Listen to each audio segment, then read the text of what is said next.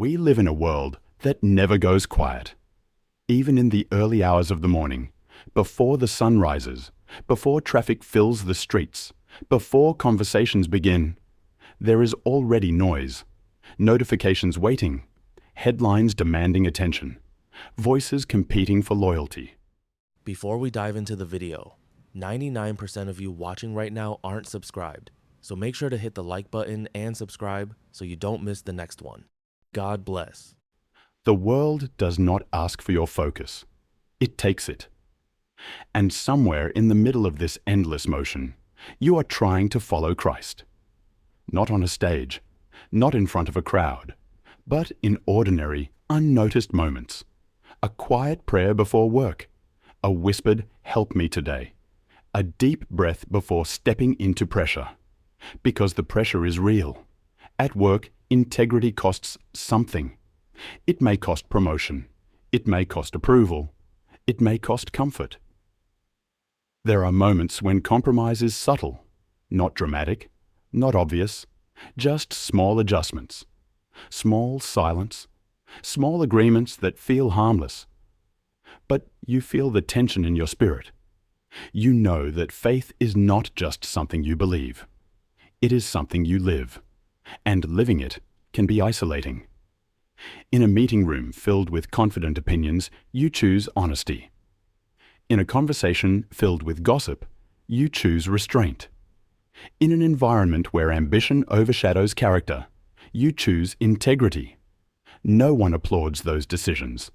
Sometimes no one even notices. But heaven does. And then there is the digital world, a world that fits in your pocket but shapes your thoughts. Comparison is constant. Images of success, images of perfection, images of lives that look easier than yours. And slowly, quietly, a question forms. Why does following Christ feel harder? You see others advancing quickly, gaining attention, gaining influence. And you wonder if faith is slowing you down. You scroll late into the night. Your eyes grow tired. Your heart grows restless. Temptation does not knock loudly anymore. It glows softly from a screen. It whispers, "No one will know." It's not that serious. Just this once. The real battles are often invisible. They happen in dark rooms, in tired moments, in the privacy of your own thoughts. And sometimes the hardest fight is not against the world. It is against yourself. Against doubt. Doubt that creeps in during unanswered prayers. Doubt that grows during financial strain. Doubt that whispers during illness, during heartbreak, during disappointment. You prayed. You believed. You trusted. And yet, the outcome didn't change. The door still closed. The relationship still fractured. The pain still remained. And faith feels fragile. You sit at the edge of your bed at 2 a.m., staring into darkness. You ask questions you don't say out loud during the day. God, are you there? Do you see me? Am I doing this right? There are no dramatic signs, no sudden answers, just silence. But sometimes silence is not absence. Sometimes silence is formation. Because faith that survives silence becomes deeper than emotion. And so you reach for Scripture again. Not because you feel strong, but because you feel weak. You open worn pages. You read words you've read before. And something steady begins to return. Not excitement, not hype, but foundation. The world shifts constantly. Truth feels flexible. Morality feels negotiable. Convictions are labeled extreme. Standing firm now requires courage that previous generations may not have needed in the same way. You feel it in conversations, at family dinners, in classrooms, in social gatherings, when beliefs are challenged casually, when biblical truth is dismissed quickly, when faith is reduced to opinion. You feel the temptation to soften it, to adjust it, to make it more acceptable. Because being different is uncomfortable. Being misunderstood is exhausting. Being labeled is frustrating. And yet, something within you refuses to let go. Not because you are stubborn, but because you have experienced grace. You have felt peace that did not make sense. You have known forgiveness that changed you.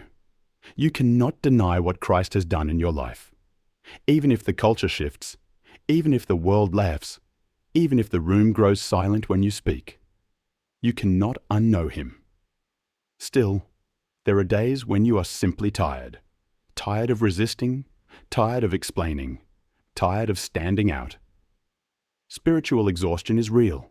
Serving others, forgiving repeatedly, choosing patience again and again. It drains you. And yet, in those moments of weakness, something unexpected happens.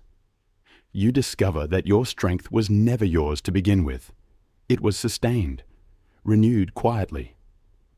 Morning after morning, through simple discipline, through small obedience, through unseen faithfulness. Faith today is not always dramatic. It is choosing to close the laptop. It is choosing not to respond in anger. It is choosing forgiveness when bitterness feels justified. It is choosing generosity when finances feel tight.